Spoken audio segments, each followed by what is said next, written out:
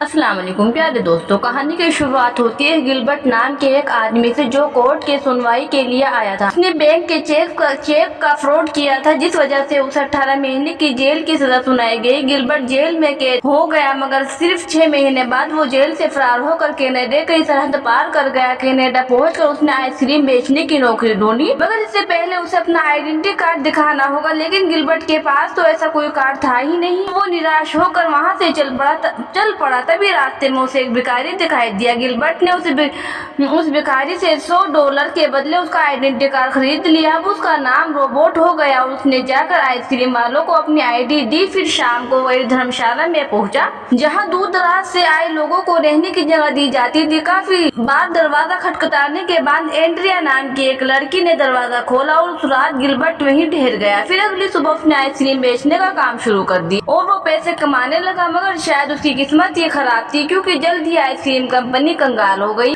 आखिरकार वो अपना गम भुलाने के लिए एक बार में शराब पीने गया। इस बार का मालिक टॉमी नाम का एक गैंगस्टर था, जिसकी तलाश पुलिस भी कर रही थी, मगर पुलिस के पास उसके खिलाफ कोई पुख्ता सबूत नहीं था, इसलिए वो उसे गिरफ्तार नहीं कर पा रहे थे। खैर, बाहर से निकलते हुए गिलबर्ट सिंडेस नाम के एक पुलिस वाले से टकरा गया। सिंडेस यहाँ टॉमी की जासूसी करने आया था। उधर गिलबर्ट ने घर लौटकर एंड्रिया को डेट के लिए पूछा। जल्द ही उनके बीच में प्यार पनपने लगा और फिर वहाँ साथ ही रहने लगे। एक दिन वो घर लौट कर आया तो उसने अखबार में पढ़ा कि अमेरिका सरकार से ढूंढने के लिए जोरों शोरों से कोशिश कर रही है। गिलबर्ट थोड़ा घबरा गया। उसने एंड्रिया को सब कुछ बताने का फैसला किया। उधर एंड्रिया वॉशरूम में थी और अचानक उसका चेहरा खिल उठा। असल में वो गिलबर्ट के बच्चे की माँ बनने वाली थी। उसने बाहर जाकर गिलबर्ट को एक खुशखबरी देनी चाहे, मगर उससे पहले ही गिलबर्ट ने कह दिया कि वो बिजनेस के सिलसिले में कुछ दिनों के लिए बाहर जा रहा है। जल्द ही गिलबर्ट पुलिस को धोखा देने के लिए वैनकूवर पहुंच गया। वहां उसने फिर से नौकरी की तलाश शुरू कर दी, मगर कोई भी उसे नौकरी देने को तैयार ही नहीं था। तभी अचानक सड़क पर उसने 2 आदमियों को एक ट्रक में से पैसे निकाल कर बैंक में ले जाते देखा, जहाँ से उसकी दिमाग की बत्ती जली और जल्द ही उसे एंड्रिया के प्रेग्नेंट होने की खबर भी मिली। इससे उसका इरादा और पक्का हो गया। गिलबर्ट तुरंत बैंक में घुस आया। उसने चारों ओर नजर दौड़ाकर हर चीज को ध्यान से देखा। इसके बाद वो एक दुकान में घुसा और खुद को एक्टर बताकर कुछ बहस बदलने के कपड़े खरीदने लगा। कुछ देर में वो सिक्योरिटी गार्ड का बहस बनाकर बैंक में घुस आया और बैंक मैनेजर से मिलकर वहाँ की सिक्योरिटी जांच करने लगा। इसके बाद वो कैमरा सर्वर रूम में भी गया और सारी जानकारी इकट्ठा कर ली। साथ ही उसने सिलिकॉन स्किन से चेहरा बदलने की कला भी सीखी और वहाँ से एक सिलिकॉन की नाक चुरा ली। आखिरकार वो चोरी के दिन भैंस बदलकर बैंक में अपनी पहली चोरी करने पहुंचा। उसने जेसिका की टेबल पर जाकर एक कागज दिया जिस पर लिखा था कि चिल्लाना मत। फिर उसने अपनी जेब में छुपी हुई बंदूक दिखाकर जेसिका को सारे पैसे निकालने का हुक्म दिया। जेसिका ने डरते हुए सारे पैसे दे दिए, मगर अब गिलबर्ट के पास इन पैसों को रखने की जगह नहीं थी। अब जेसिका ने अपना पर्स में पैसे डालकर उसे दे दिए। इधर गिलबर्ट की नकली नाक उतरने लगी, जिससे उसका भांडा फूटने ही वाला, पर उसने मौका मिलते ही उसे चिपका लिया। आखिरकार काम होने पर उसने दुकान पर कपड़े लौटा दिए और सारे पैसे एक सूटकेस में रख लिए। इसके बाद वो तुरंत एयरपोर्ट पहुंचा, मगर यहाँ एक नई मुसीबत आ खड़ी हुई। उसने देखा कि उसके सूटकेस की एक्सरे जांच होगी तो उसके पैसे पकड़े जाएंगे। उसने जैसे तैसे कुछ पैसे अपने अंडरवियर में छुपा लिए और वापस चेकिंग एरिया में पहुंचा, लेकिन फिर उसे पता चला कि डोमेस्टिक फ्लाइट में तो एक्सरे चेकिंग होती ही नहीं। खैर, जब वो घर पहुंचा तो एंड्रिया आंखें बिछाए उसका इंतजार कर रही थी। वो अपने नए घर में पहुंचे, जहां गिलबर्ट ने कुछ समय पहले ही खरीदा था, मगर उसने इस बार भी एंड्रिया को अपनी सच्चाई के बारे में नहीं बताया। उसने झूठ कह दिया कि वो अपना खानदानी बिजनेस संभाले। दूसरी ओर पुलिस चोरी की जांच पड़ताल में जुट गई थी। डिटेक्टिव हॉफमैन को लग रहा था कि इस चोरी के पीछे गैंगस्टर टॉमी का हाथ। फिर सिंडेस ने पुलिस कमांडर से टॉमी को गिरफ्तार करने की इजाजत मांगी, मगर अब भी उसके पास कोई ठोस सबूत नहीं था। इसलिए सिंडेस को खुद ही जांच पड़ताल करके सच का पता लगाना होगा। उधर गिलबर्ट को और बड़ी चोरियां करने के लिए और पैसे की जरूरत थी, इसीलिए वो टॉमी के बार में उससे मिलने पहुंचे। सामने मौजूद बैंक की ओर इशारा करते हुए कहा कि वो 3 मिनट के अंदर बैंक में चोरी करके आ सकता है। अगर वो ये करने में कामयाब रहा तो टॉमी उसे $1000 का लोन देगा, जिससे गिलबर्ट को 5 महीने महीने में चुकाना। टॉमी राजी हो गया और फिर गिलबर्ट उस बैग के सामने पहुंचा। कुछ ही पलों में वो वर्कर का भेष बनाकर बैग में घुस गया और महज 3 मिनट में वो पैसे लेकर बाहर के पिछले दरवाजे से अंदर घुसा। उसे देखकर टॉमी के तो होश ही उड़ गए थे। धीरे धीरे वो इसी तरह से भेष बदलकर बड़ी बड़ी चोरियां करने लगा। चोरी के बाद वो हमेशा डोमेस्टिक फ्लाइट से दूसरे शहर भाग जाता था ताकि वो पकड़ा न जाए। इसी वजह से गिलबर्ट फ्लाइंग बैंडिट के नाम से मशहूर हो गया। अब तक वो लगभग 36 बैंक लूट चुका था और जल्दी वो इतना अमीर हो गया कि उसने सारी महंगी गाड़ियां और घड़ियां खरीद ली। इसके अलावा वो बाकी के पैसे अपनी तिजोरी में संभाल कर रखता था। जल्द ही वो अमीरों के साथ उठने बैठने लगा। जब उसने टॉमी का कर्ज उतार दिया तो टॉमी ने उसे ज्वेलरी स्टोर को लूटने का ऑफर दिया। वहीं दूसरी ओर सिंडेस अब भी हाथ धोकर टॉमी को पकड़ने की कोशिश में लगा हुआ था। उसने इस ऑपरेशन का नाम प्रोजेक्ट कैफे रखा। अब इसकी टीम टॉमी की हर हरकत पर नजर रखने लगी। वो अब किससे मिलता है। तब सिंडेस ने सबसे पहले टॉमी के खास गुंडे बिस्पा और डेव को पकड़ने का प्लान बनाया। साथ ही उनके पास गिलबर्ट की भी तस्वीरें थी, पर वो ये नहीं जानते थे कि आखिर वो कौन है।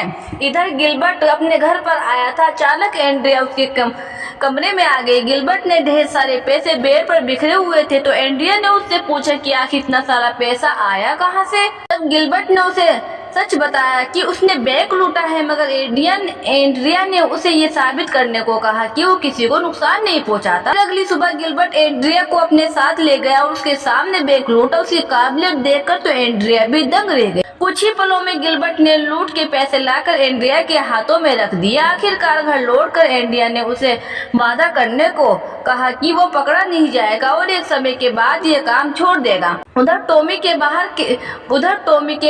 बाहर हम सिंडेस को नजर रखे हुए देखते हैं। तभी गिलबर्ट टॉमी से मिलने आया और वो दोनों फिर से एक ज्वेलरी स्टोर को लूटने का प्लान बनाने लगे। तब टॉमी ने बिस्पा को लूट के दौरान गिलबर्ट के साथ रहने का हुक्म दिया। कुछ देर बाद जब गिलबर्ट टॉयलेट गया तो सिंडेस उसके पीछे आ गया। उसने टॉमी को भी चेतावनी दी कि जल्द ही उसके खिलाफ अरेस्ट वारंट निकल जाएगा। फिर सिंडेस ने गिलबर्ट को देखा तो उसे शक हो गया क्योंकि गिलबर्ट के चेहरे पर अब भी सिलिकॉन लगी हुई थी। बाद में सिंडेस ने सभी कॉस्ट्यूम स्टोर में फोन करके जांच की। फिर रात को अचानक सिंडेस को पुलिस स्टेशन से इमरजेंसी कॉल आई। पुलिस ने एक आदमी को शराब पीकर गाड़ी चलाते पकड़ा था। ये आदमी कोई और नहीं बल्कि टॉमी का खास गुंडा डेव था। आखिरकार उन्होंने डेव से गिलबर्ट का सारा सच उगलवा लिया। डेव ने उन्हें बताया कि गिलबर्ट अपनी पहचान बदलकर रोबोट के नाम से जीने लगा और फ्लाइंग बैंडिट कोई और नहीं बल्कि वही है। फिर डेव ने खुलासा किया कि गिलबर्ट एक बहुत बड़ी लूट की तैयारी कर रहा है। ये जानकारी पाकर सिंडेस तुरंत लूट की लोकेशन पर पहुंच गया। डेव ने खुलासा किया कि गिलबर्ट एक बहुत बड़ी लूट की तैयारी कर रहा है। जानकारी पाकर सिंडेस तुरंत लूट की लोकेशन पहुंच गया। अब वो इस केस को सुलझाने के लिए बेहद उत्सुक था। उससे पहले सिंडेस ने उस दुकानदार से पूछताछ की जहां से गिलबर्ट भैंस बदलने के लिए कपड़े खरीदता था। फिर उसने लोकेशन पुलिस को भी खबर कर दी। फिर आज शहर में चोरी होने वाली है। जल्द ही उसने शहर के सभी बैंक्स के बाहर पुलिस वाले तैनात कर दिए। वहीं दूसरी ओर गिलबर्ट और बिस्पा के कैमरा ठीक करने वालों के भैंस बनाकर अपने काम में जुट गए थे। उन्हें एहसास ही नहीं हुआ कि कोई पुलिस वाले उन पर नजर रखे हुए हैं। जल्द ही गिलबर्ट ने ज्वेलरी स्टोर में जाकर दुकानदार से सारे जेवरात एक बैग में डालने को कहा कि वहीं बिस्वा दरवाजे पर नजर रखे हुए था कि अचानक उसने सिंडेस को आते हुए देखा। अब वो तुरंत वहां से भाग निकले और जैसे तैसे पुलिस की नजरों से बच गए, मगर बदकिस्मती से बिस्वा का हथियार दुकान में ही छूट गया था। इधर पुलिस अब भी उनका पीछा कर रही थी, लेकिन उन्होंने जो यूनिफॉर्म पहनी थी वो कई दूसरे लोगों ने भी पहनी हुई थी, जिस वजह से पुलिस असली चोरों को पहचान नहीं पाई। मगर सिंडेस भी कम चालाक नहीं था। उसने अचानक फायर अलार्म बजा दी, जिससे मॉल के सभी लोग घबरा गए। तभी उसने गिलबर्ट और बिस्पा को पहचान लिया और अपने आदमियों को उनके पीछे भेज दिया, मगर अंत में वो दोनों सिंडेस को चकमा देकर भागने में कामयाब रहे। बाद में गिलबर्ट ने एंड्रिया को फोन करके सारा सामान बांधने को कहा क्योंकि वो आज ही यहाँ से निकलने वाले थे। वहीं बिस्पा वापस टॉमी के बाद में आ गया।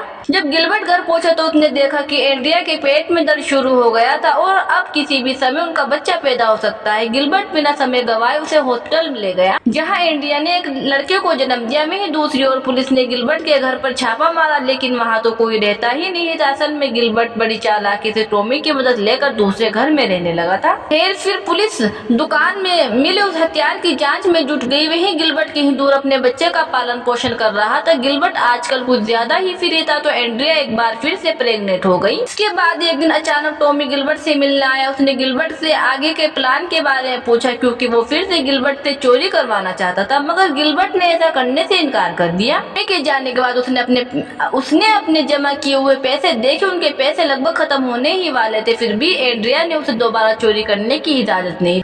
मगर अगली ही सुबह जब एंड्रिया सो रही थी तो गिलबर्ट एक खत में अपना पता लिखकर घर से चला गया। जब एंड्रिया की आंख खुली तो उसे एहसास हुआ कि गिलबर्ट जा चुका है। तभी फोन की घंटी बजी और एंड्रिया ने फोन उठाया तो सिंडेस ने उसे गिलबर्ट का पता पूछा। एंड्रिया ने कहा कि वो तो घर पर ही नहीं है। सिंडेस ने सभी एयरपोर्ट पर फोन करके पूछताछ की, पर कोई फायदा नहीं हुआ। फिर इत्तेफाक से उसने अखबार में एक और एयरलाइंस की एड देखी जो उनकी नजर से छूट गई थी। अब उनकी टीम तुरंत उस एयरलाइंस की फ्लाइट की जांच में जुट गई। उधर गिलबर्ट एक होटल रूम में अपने प्लान की तैयारी कर रहा था कि अचानक से एंड्रिया का फोन आ गया। गिलबर्ट ने एक बार फिर झूठ कह दिया और एंड्रिया को 5 बजे एयरपोर्ट पर आने को कहा। इसके बाद उसने पहले ही की तरह बहस बदल कर बैग लूटा और अपना बैग भर कर बाहर आ गया। उसने देखा कि उसके जैसे कपड़े पहने कई लोग बैग में मौजूद थे। इसी वजह से पुलिस वालों ने किसी और को ही गिरफ्तार कर लिया और गिलबर्ट मौके का फायदा उठाकर बाहर आ गया। उसने टैक्सी को आवाज दी, मगर वहाँ कोई टैक्सी थी ही नहीं। असल में पुलिस ने सभी टैक्सी को दूर इलाके में भेज दिया था। तभी गिलबर्ट की नजर एक ऑन सेल कार पर पड़ी। वो गाड़ी खरीद कर निकल पड़ा। जल्द ही सिंडेस ने बैग में पहुंचकर सबको गिलबर्ट की तस्वीर दिखाई। तब एक पुलिस वाले ने कहा कि उसने गिलबर्ट को गाड़ी में भागते हुए देखा था। उधर गिलबर्ट एयरपोर्ट पर चेकिंग करवा के